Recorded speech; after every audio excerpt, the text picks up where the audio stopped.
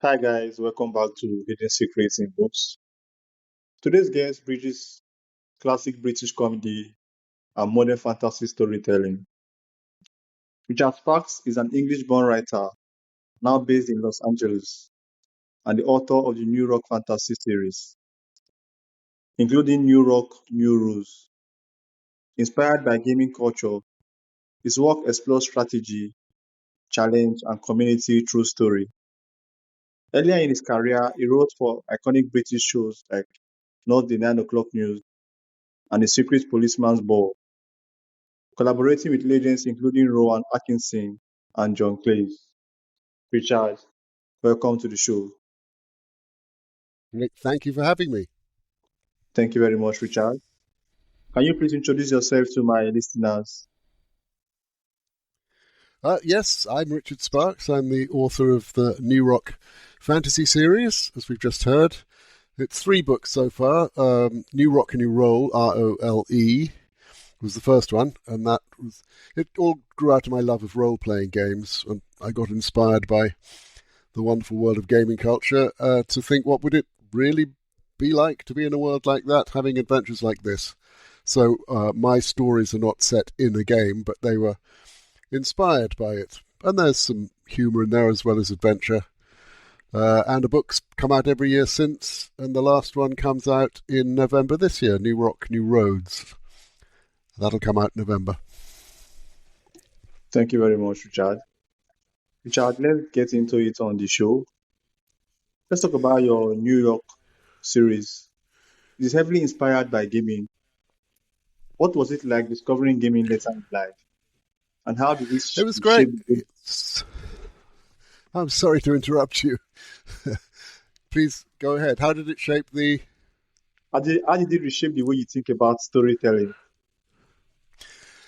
It didn't really shape the way I think about storytelling, because that's a skill that I've learned over 40 years as a writer of scripts and stories and books and everything I've done in my life. But the world of gaming, it's similar to in a film or in a television, but instead of watching an actor playing the lead part, you are the lead actor in your own story.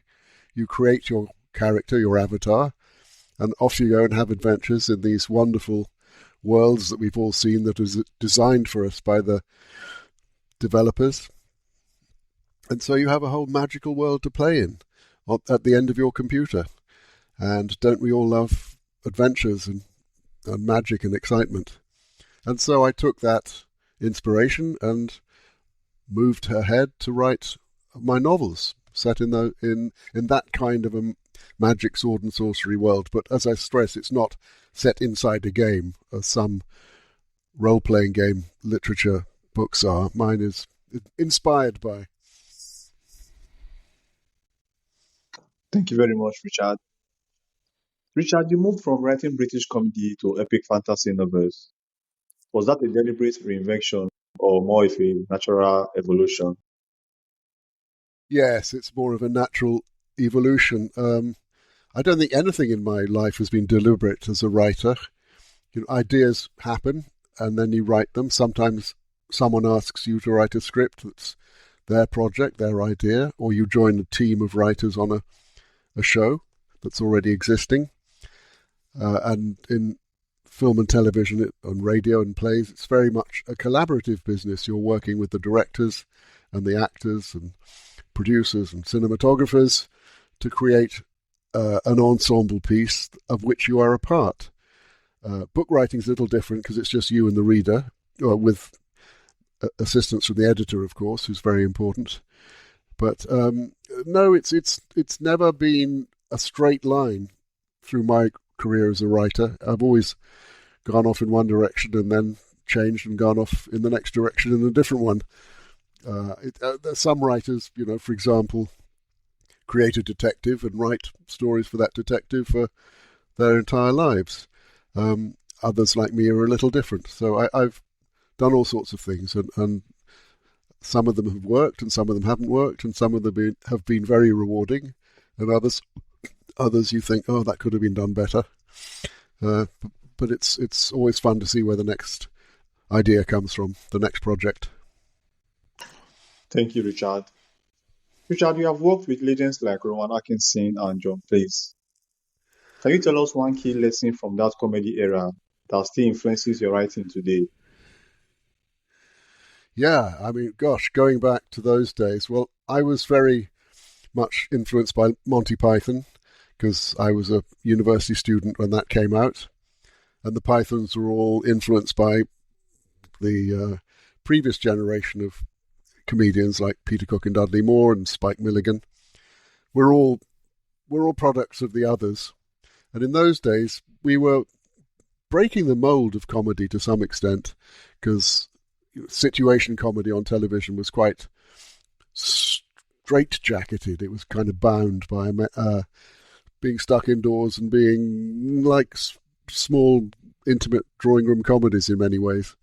Although some of them were of course, brilliant. But the sort of more alternative comedies that people were writing in the 1960s inspired my start in it in the 1970s with people like Rowan, as you said. Rowan came from university and he was a complete unknown when I worked with him first, and he was always an amazing talent. You could see that he had all the possibilities of being as good as he turned out to be. So it's nice to work with people that good.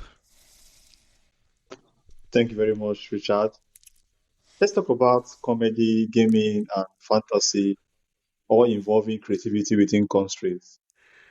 How do you people how do you approach creative problem solving across such different worlds? Always the thing that matters most and that you have to learn as a writer is story structure. What is the actual skeleton of the story? Without a structure, it falls to pieces. Uh, it's slightly different in a comedy sketch because that is more or less just one event that is explored in front of you. The actors explore it, and it takes a minute or half a minute or 3 or 4 minutes. But it's a self-contained piece. But even a sketch has a beginning, a middle, and an end. And certainly, the whole thing about sketches was the punchline at the end. What does it all lead up to? The unexpected punchline you get at the end of a joke. And you could think of writing a screenplay the same way as beginning. Where does it go to? How do you get there? And how does it all pay off in the end? All story structure is set up and payoff. So similar to you'd set up a joke with an idea, two men walk into a bar and how does it pay off? What's the punchline? It's the same for a novel or a play, anything. It's what's the what if at the beginning, and how does it come to fruition in the end? In the middle, of course, there's all the journey and the exploration of what the characters discover and learn about each other and develop and go through their adventures. And the structure is the same in comedy as it is in tragedy or straight drama. Just the tone is different and the attitude is different and the dialogue is different, but the rules of structure still apply, and that's the hardest thing to learn for any writer. The easy part is coming up with the characters and the lines and the jokes. It's it's the thing that I work on hardest is story structure.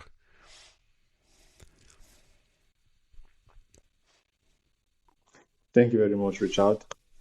Your characters in New York face high stakes strategy and challenges. How much of that is influenced by your experience with gaming itself? Well, a lot of it really, but then at a certain point, once I started writing the books, I left gaming behind. So I absolutely reveled in those worlds that the developers create for us, where you're exploring these worlds through your computer. But when I started writing the books, I stopped gaming. I'd moved on, and I'd taken the inspiration from the gaming world and thought, yeah, I'm going to write stories in places like this where anything is possible. And it gave me an enormous amount of rich material for the 4 books. But basically, as I said, they're not about games. They were just inspired by it and have their roots in it. So I'm very grateful to the people who created those games because they helped me get the idea. Thank you very much, Richard. Comedy is all about timing and precision. How has your background in comedy shaped how you build tension, humor, or dialogue in fantasy writing? Very much indeed. Yes.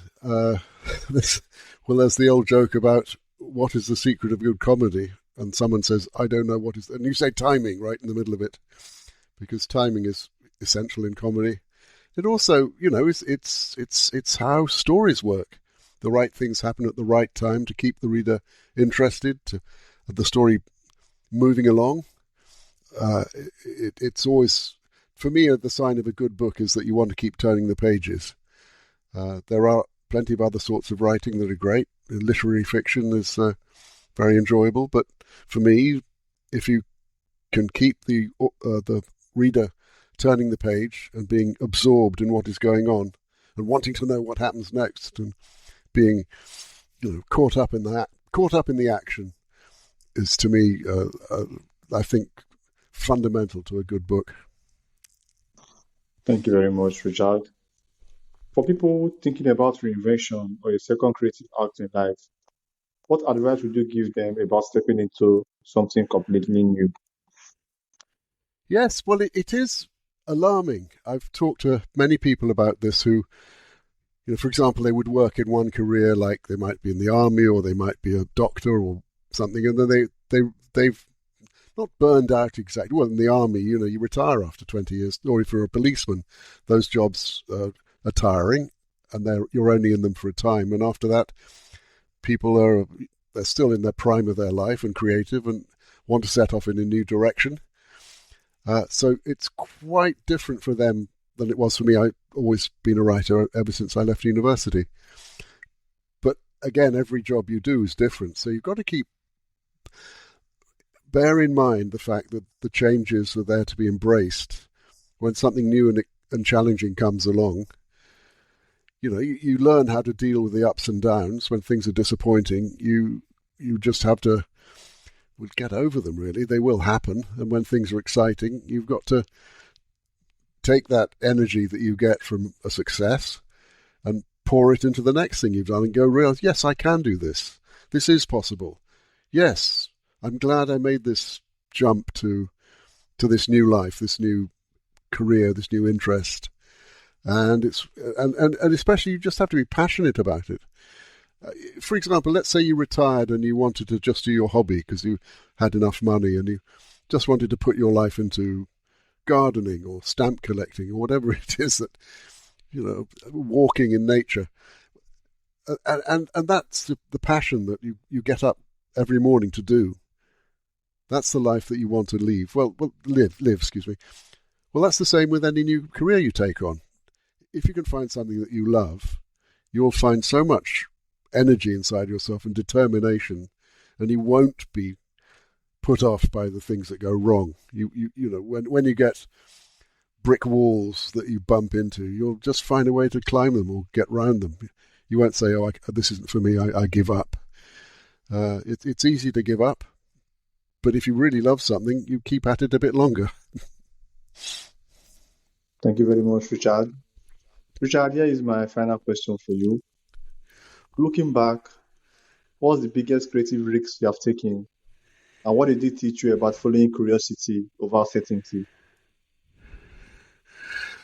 The biggest risk, well, it was just deciding that I didn't want to work in an office. I did 2 years in a television job, a very low-level television job, writing continuity, and I just did not want to be there every day. I mean, I was earning a small living and learning and meeting people in the business and talking to directors and producers, and actually one of them gave me a writing job while I was there.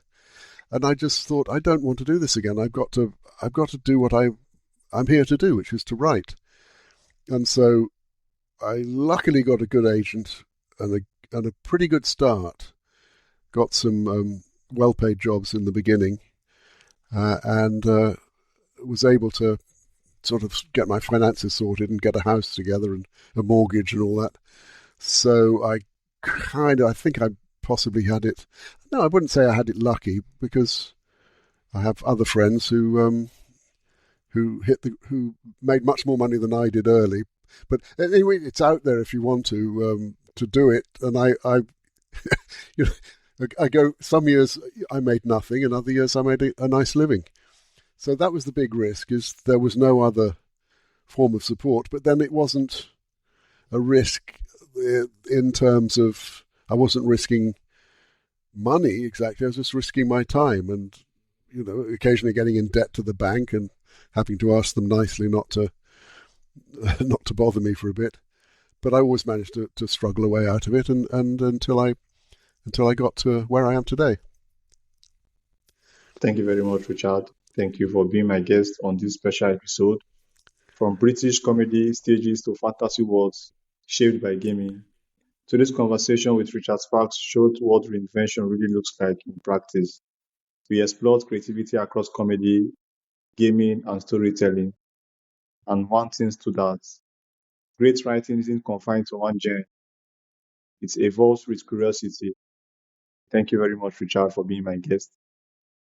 Well, thank you for having me. And let me just say, if people want to find out more about my books, they can go to richardsparks.com and get free chapters and free audio chapters and listen and read and see if they want to join the adventures. Thank you very much, Richard. I was going to ask you where can my audience connect with you, but thank you for stating that as well. Thank you for being my guest. It's richardsparks.com. You're very welcome. Thank you for having me. Bye, guys. Bye, Richard. Bye-bye.